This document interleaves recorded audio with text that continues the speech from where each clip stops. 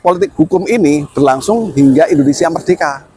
Nah, ketika Indonesia merdeka, ini juga ternyata menimbulkan perlawanan di kalangan sarjana-sarjana hukum, oleh sarjana-sarjana hukum dari Indonesia, mengingat teori resepsi ini menghambat tumbuh kembang hukum agama, menghambat munculnya hukum Islam dalam percaturan hukum nasional. Ya. Oleh karena itu, para cendekiawan Muslim mulai meng-create suatu teori yang merupakan perlawanan dari teori resepsinya Snodgrass. Ini ada dua setidaknya, teori resepsi contrario yang kontra terhadap resepsinya Snodgrass, lazim disebut sebagai teori resepsi contrario, dikemukakan oleh Sayyid Talib, dan satunya lagi oleh Profesor Hazairin dengan teori resepsi exitnya. Nah, kedua teori ini karakternya adalah lebih melakukan pemberontakan terhadap teori resepsinya Snodgrass, yang tadinya lebih mengedepankan hukum adat.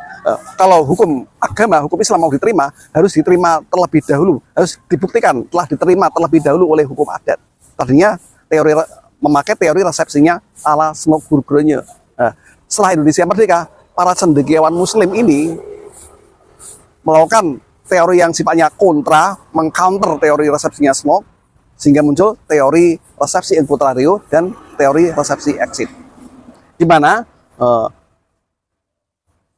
kalau tadinya hukum Islam dapat menjadi sebagai bagian dari hukum nasional apabila diterima oleh kalangan masyarakat adat atau menjadi hukum adat terlebih dahulu, sekarang dibalik, secara kontrario dibalik oleh Sayyid Talib. Kalau gitu ya, karena tidak semua hukum adat ini sesuai dengan hukum Islam, misalnya pakai teori resepsi contrario atau pakai teori resepsi exitnya Profesor Hazairin. Teorinya dipandang teorinya Snodgrass ini teori iblis, teori yang menghambat keberlakuan hukum agama dalam kancah hukum nasional. Ini harus dienyahkan, harus exit. Letak exitnya itu di situ. Kita harus keluar dari teori exit, resepsi exit.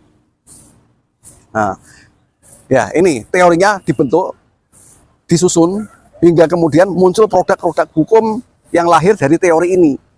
Seperti Undang-Undang Peradilan Agama. Ini muncul berdasarkan teori resepsi exitnya Hazairin tadi.